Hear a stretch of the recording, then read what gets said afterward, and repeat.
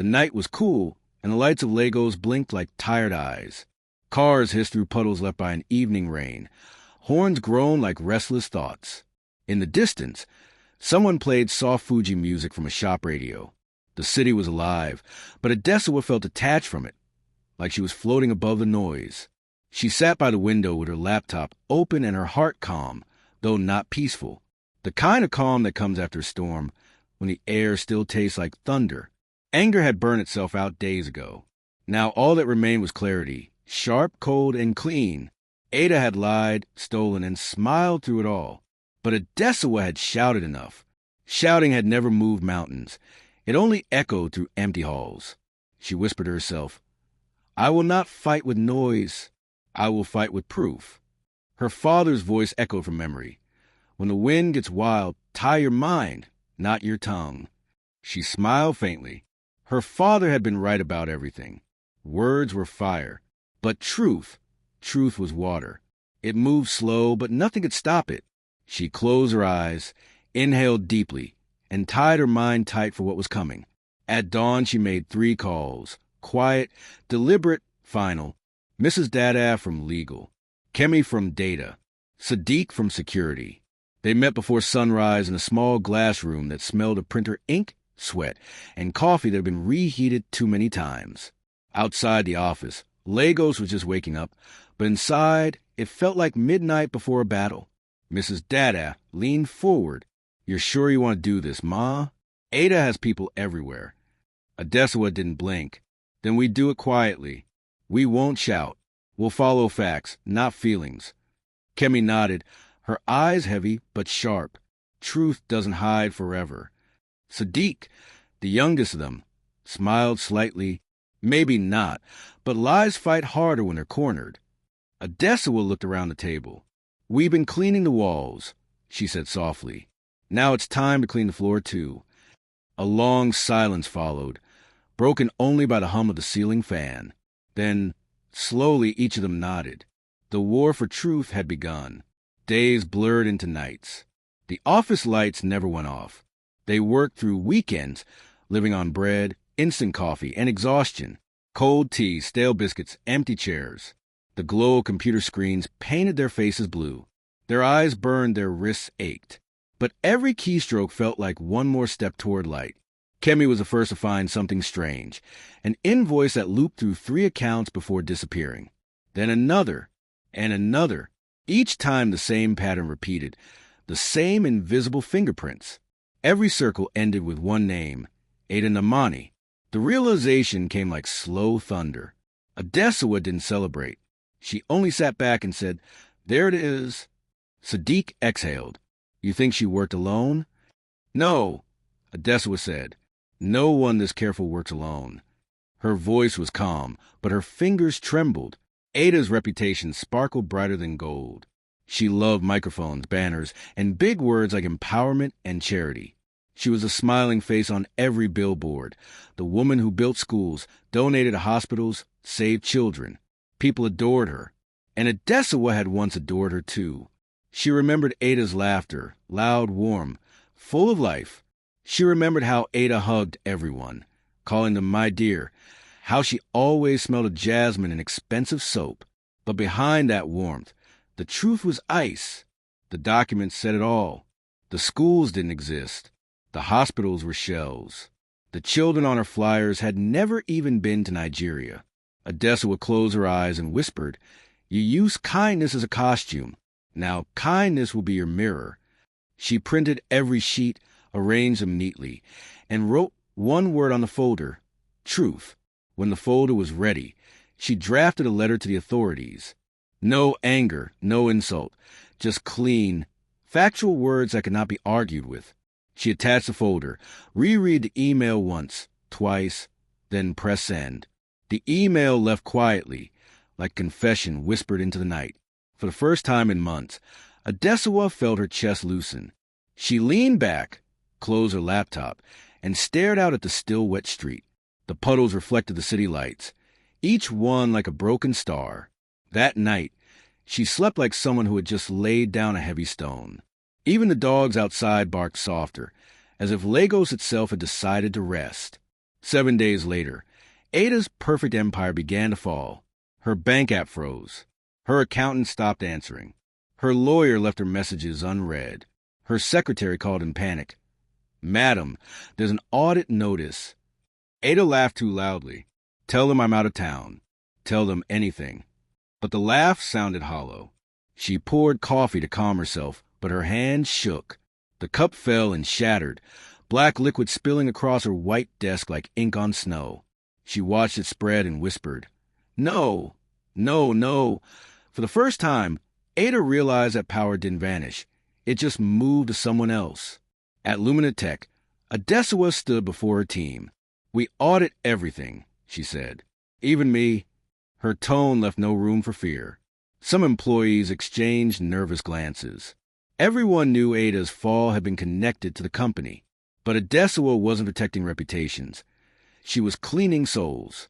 "If our name means light," she said, "then it must shine on itself first." For 2 weeks, LuminaTech turned into a house of reflection.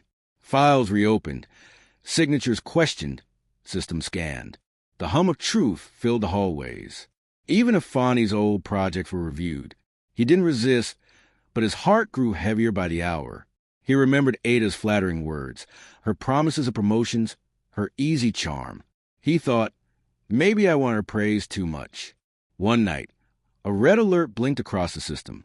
An old access key linked to Ada's files had been found under Ifeanyi's account. The system froze him out immediately. The next morning, he sat before his computer.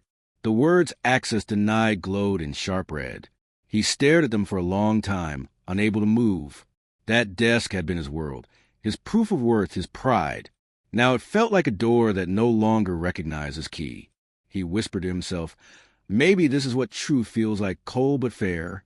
Still, it hurt, deeply. That evening, Adesuwa cooked rice and stew. The smell filled the house, but not the silence. Ifeanyi sat across from her, chewing slowly. He looked up. "Are we okay?" She paused before answering. "Everything is delicate." The word floated between them like smoke. Even Tara, sitting between them, stopped mid-sentence. Amadi dropped a spoon and laughed, but no one joined him. After dinner, Adesuwa washed dishes while Ifeanyi stood in the hallway, hands in his pockets. He wanted to say something, anything, but silence was safer than another wound. Across town, Ada sat in her dark apartment. The curtains were closed. The air smelled of stale perfume. She scrolled through news articles with trembling fingers. Each headline was another nail in her coffin. Her charity accounts were frozen.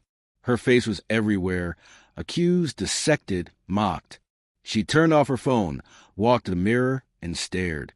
Her reflection looked old, almost unfamiliar. For the first time, Ada saw herself not as a queen, but as a cautionary tale. She whispered, "You build an empire out of lies, and now you drown in truth." Her voice cracked. "But maybe they'll remember the good parts too." The mirror didn't answer. Morning came. Headlines screamed, "Adesuwa Ogunlai, the woman of integrity who saved LuminaTech." Reporters called. Congratulatory emails poured in, but applause is a short echo. When the cameras left, the house was silent again. She sat by the window, sipping tea gone cold. Her eyes lingered on the photo of her family, a frozen smile, a memory from better days. She whispered, "Integrity doesn't hug you at night." The board asked Ifeanyi to take a short break. He knew what that meant. Leave quietly before they push you. That night he told her, "Maybe I should go for a while." Adesuwa didn't argue. Do what lets you sleep at night. He wanted her to say stay. She wanted him to say forgive me. But both said nothing. At dawn, he carried a box of files through the gate. The guard nodded. "Good morning, sir. Sorry you used to be sir." Ifeanyi smiled weakly. Titles come and go. Good men stay. But he didn't feel like one. Rain followed Ada to court. Reporters swarmed like bees around a dying flower. She wore no jewelry, no makeup, no defense.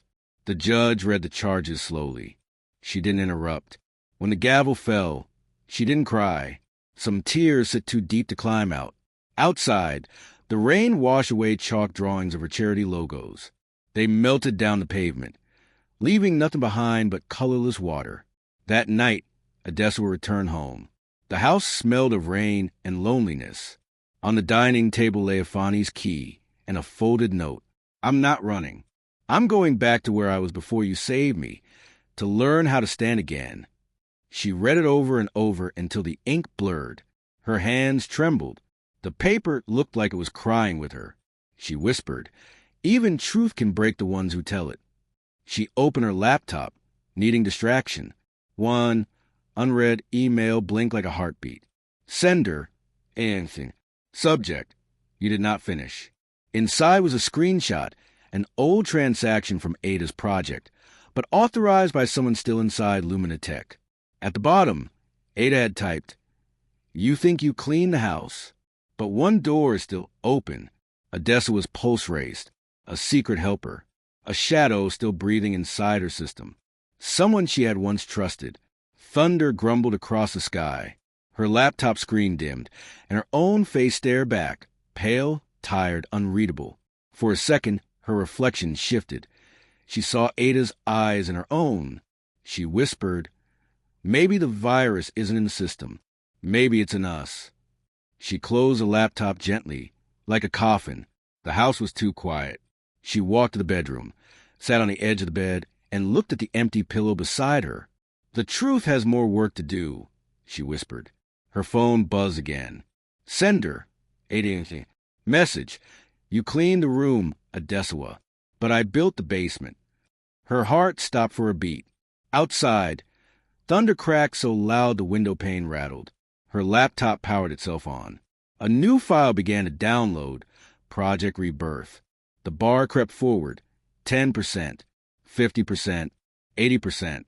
Adesuwa stood frozen, breath shallow. At 99%, the download stopped. The screen flickered once, twice, then went black. At dawn, Legos carried on as if nothing had happened. Vendors shouted, buses honked, church bells rang. Life continued, uncaring.